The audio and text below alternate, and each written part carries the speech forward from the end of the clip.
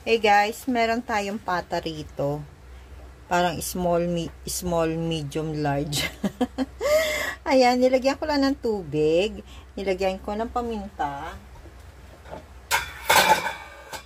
Nilagyan ko rin ng bay leaf. Tapos, maglalagay tayo ng asin. Palalambutin natin ng konti. Tapos, i-air fryer natin para gawing crispy pata. Tapos, gagawa tayo ng, tawag ito, gagawin natin siyang crispy kare-kare. Okay?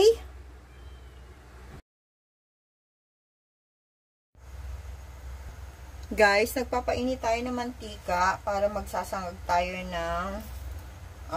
ng mani. Gagawa tayo ng peanut butter. Kasi yung peanut butter ko dito medyo matamis, hindi siya bagay sa kare-kare. Pangit naman ang kare-kareng matamis, di ba? So, gagawa tayo ng sarili nating peanut butter.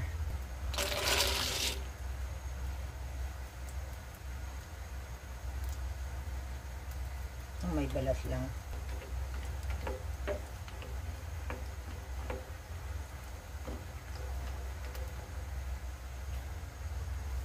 Guys, hindi ko na nilagyan ng bawang to, ha?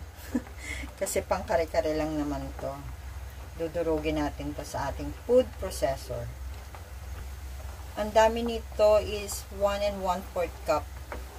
Hintayin lang natin siya mag-brown, palalamigin, then ipaprocess na natin. Wala pa tong 5 minutes, guys. Kasi kukunti lang naman siya.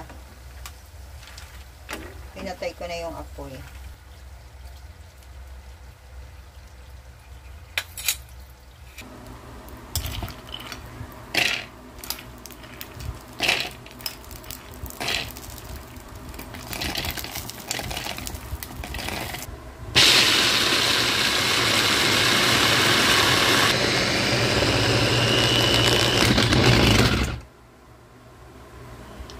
Nasira yung aking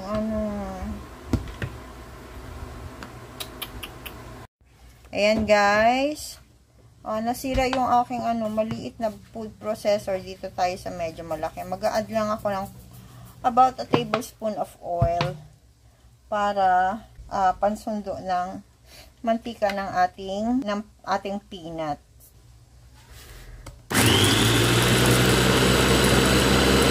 Guys, kailangan to makinis na makinis para hindi maaligas-gas pag isinama na natin siya sa ating kare-kare.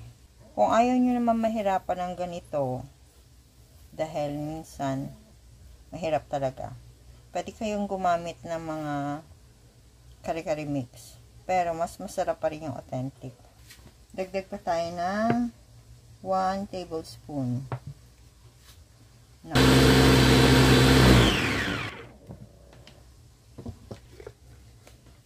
Ayan. So guys, pwede na to.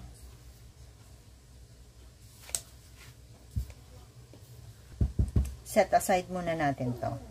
Guys, i-air fry natin yung ating pata. Solo natin to, tapos yung dalawang maliit ang magkasabay. Bali, 3 pata to. Yung dalawa maliit. Tanggalin ko lang tong mga blemish. Ayan, air fry natin for 1 hour to. 30 minutes magkabilaan.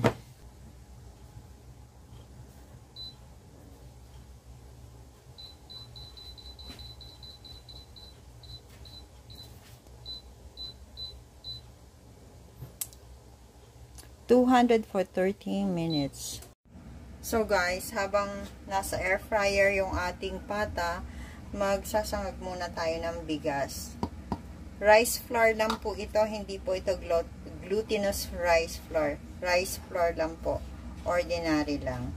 So ang apoy natin is nasa medium. Papabrownin lang natin ng konti. Or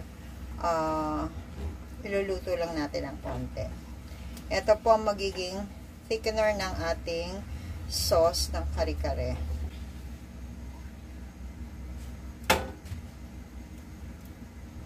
O guys, pwede na to. Set aside ulit natin. Pagawa tayo ng kare-kare. Medyo maingay yung aking air fryer. Nandito lang kasi siya sa tabi. Meron pa kasing ini-air fry na pata.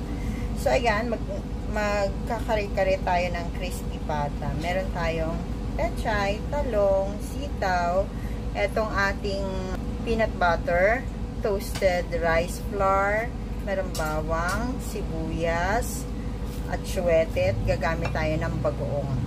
Tara, luto na tayo. Guys, magpiprito muna tayo ng talong. Skin first. Para mamaya mailabas yung mga mantika.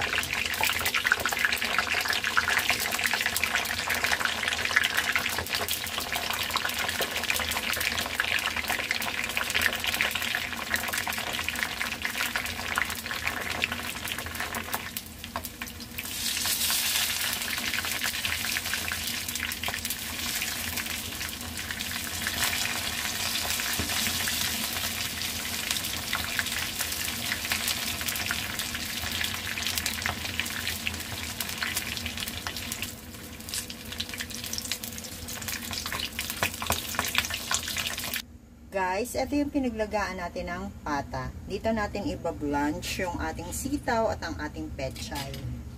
Pakukuluin lang natin siya.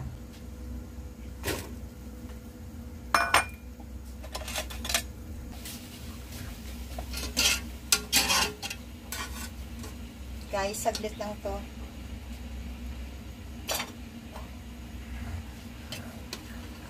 Tapos, etong juice na to, etong soup na to, ayan, tapos na yung ating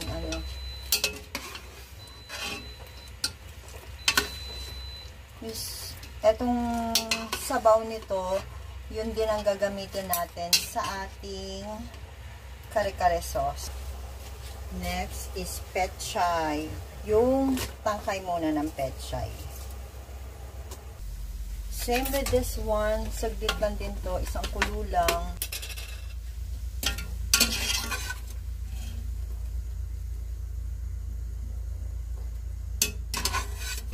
Siyempre hindi natin itatapon kasi nandito lahat ng sustansya. Then yung dahon.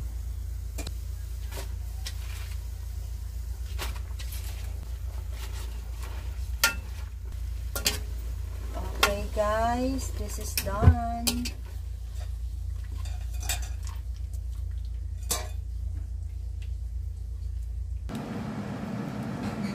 Nadibong ko na siya.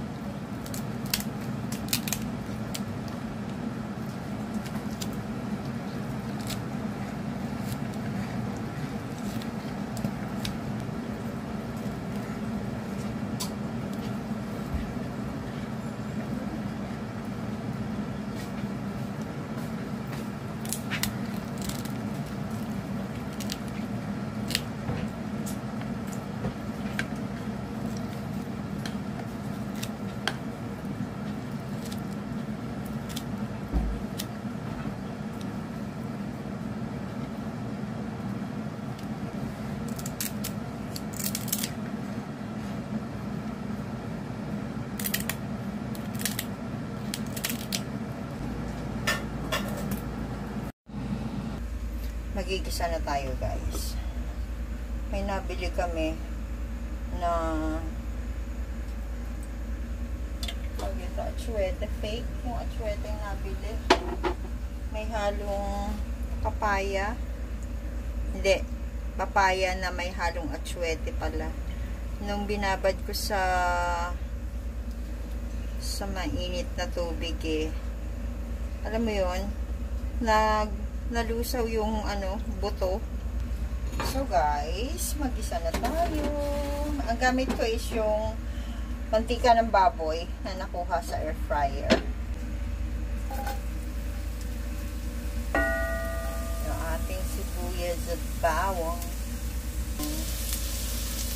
So guys, ang gagawin lang natin is yung sauce. Kasi ang gusto nila is luto na yung gulay bago i-assemble, pero hindi ilalagay dito sa hindi ilalagay sa sauce.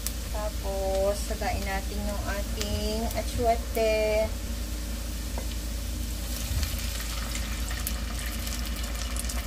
So guys, ito meron pa pang may extract dito. Ayan o. Isa lang natin ng konti yung atsuete. Pakuluin ng konti. Lutuin muna natin ng konti yung ating atsuete. Lambubog ng lokto.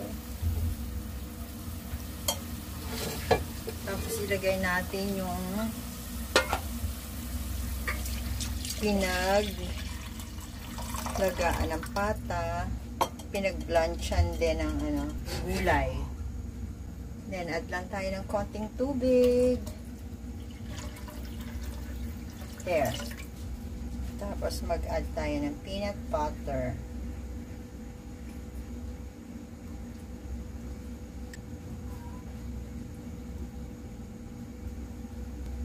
Tatlo.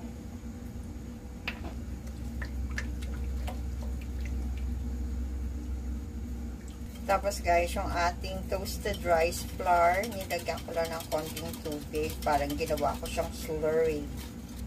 Ganyan. Ginawa ko lang siyang slurry. But first, pakukuluin muna natin yung ating kare-kare sauce.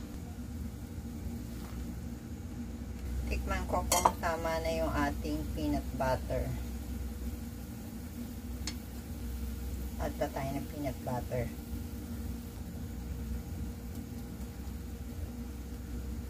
Bali, 5 kutsara nilagay ko peanut butter. Simutin ko lang ito nasa mangkok. Tapos, drop natin yung ating slurry. Half muna.